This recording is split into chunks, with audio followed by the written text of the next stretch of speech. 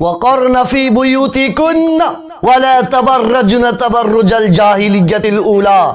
اے میری ماں بہنوں، قرآن کا پیغام سنو۔ اے میری ماں بہنوں، قرآن کا فرمان سنو، اللہ کا فرمان سنو، قرآن کا حکم سنو۔ اللہ فرماتے ہیں وَقَرْنَ فِي بُيُوتِكُنَّ، کہ اے بیٹیوں، اے بہنوں، اے بیویوں، اے ماں، تم اپنے گھروں میں قرار پکڑ لو۔ تمہارے ٹھہرنے کی جگہ گھر ہے، تمہارے رکنے کی جگہ گھر ہے، بازار نہیں ہے۔ آج کی ماں اور بہنیں بازار کی زینت بنی ہوئی ہیں، آج کی ماں اور بہنیں پارک کی زینت بنی ہوئی ہیں، آج ماں اور بہنیں مارکیٹ کی زینت بنی ہوئی ہیں۔ میں اپنی ماں اور بہنوں سے کہنا چاہوں گا کہ قرآن کے پیغام کو سنو اور اس پر عمل کرو، اللہ تمہارے ساتھ خیر کا معاملہ فرمائے گا۔ تمہاری گود میں ولی اللہ پیدا ہوگا، تمہاری گود میں کھیلنے والا بچہ اللہ کا ولی ہوگا، تمہاری گود میں کھیلنے والا بچہ اللہ کے حکم کو بجا لائے گا۔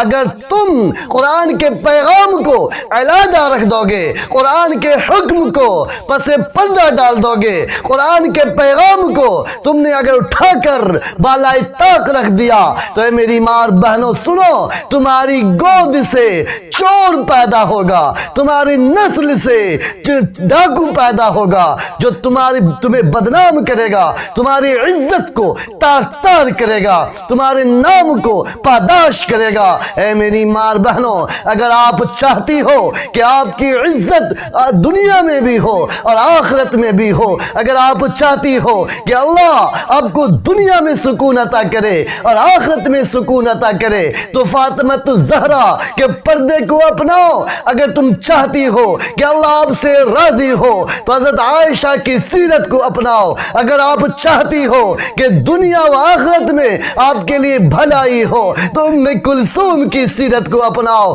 اگر تم چاہتی ہو کہ ایک بیوی بن کر وفادار بن کر دنیا سے جائے تو خدیجہ الکبریٰ کے اخلاق و عادات کو اپنانا ہو۔ اللہ کا پیغام تو یوں ہے وَقَرْنَ فِي بُيُوتِكُنَّ وَلَا تَبَرَّجْنَ تَبَرُّجَ الْجَاهِلِيَّةِ الْأُولَىٰ۔ قرآن یوں کہہ رہا ہے کہ زمانہ جاہلیت کی عورتوں کی طرح بے لگام سڑکوں پر مت پھرو، مارکیٹوں میں مت گھومو، سیر و تفریح کے لیے بغیر ضرورت کے مت نکلو۔ اگر ضرورتاً نکلنا پڑ جائے، اگر ضرورتاً گھر سے باہر جانے کی ضرورت پڑ جائے تو پردے کا پورا اہتمام ہونا چاہیے۔ آج برقع کو کفن کہا جاتا ہے کہ مرنے کے بعد سفید کفن دیا جاتا ہے اور زندگی میں رنگین کفن پہنایا جاتا ہے۔ مسلم خواتین کو، اے میری ماں اور بہنوں، غیروں کے تہذیب کو نہیں اپنانا، یہ تمہارے جانی بھی دشمن ہے، ایمانی بھی دشمن ہے اور تمہاری عزت کی بھی دشمن ہے۔ یہ لوگ ان کے بہکاوے میں ہرگز نہیں آنا۔ مذہب اسلام نے اس عورتوں کو کتنا عزت دیا ہے کہ مسجد میں نماز پڑھنے سے منع کر دیا تاکہ عزت محفوظ رہے، آپ کی آبرو محفوظ رہے۔ اب حیا کی پیکر ہو، اب حیا کو دامن سے باندھ کر رکھو۔ مذہب اسلام نے آپ کو مسجد میں جانے سے روک دیا اور آپ پارک میں جا کر تفریح کرتی ہو، پارک میں جا کر سیر کرتی ہو، اپنا وقت مارکیٹ میں لگاتی ہو، اپنا وقت بازار میں لگاتی ہو، اپنا وقت دنیاوی کام کاج میں گھر سے باہر جا کر خرچ کرتی۔ مذہب اسلام نے عورتوں کو اس قدر عزت کی نگاہ سے دیکھا ہے، اگر مرد کے ساتھ عورت بھی نماز پڑھ رہی ہو اور امام کوئی چوک کر جائے، امام سے کوئی خطا ہو جاوے، امام سے کچھ غلطیاں ہو جاوے، تو مرد کی طرح عورت سبحان اللہ، الحمدللہ، اللہ اکبر کہہ کے امام کو متنبہ نہیں کر سکتی۔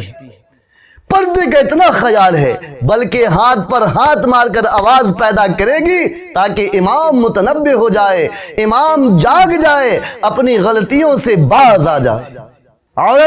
عورت کو مذہب اسلام نے اس قدر عزت کی نگاہ سے دیکھا ہے، لیکن آج ہماری ماں اور بہنیں اس بات کو تصور سمجھتی ہیں کہ گھر میں رہنا قید ہے، گھر میں رہنا ایک جیل ہے، گھر میں رہنا ایک قید محبوسی کی زندگی ہے۔ اے میری ماں اور بہنوں، اگر آپ یہ چاہتی ہو کہ پیٹرول پمپ پر آپ کو کھڑا کر دیا جائے، اس کو عزت سمجھتی ہو، آپ چاہتی ہو کہ دکان کے کاؤنٹر پر آپ کو کھڑا کر دیا جائے اور وہاں غیروں کے سامنے آپ اپنے حسن کی نیلامی کرو، تو ایسی آزادی پر مذہب اسلام لعنت بھیجتا ہے۔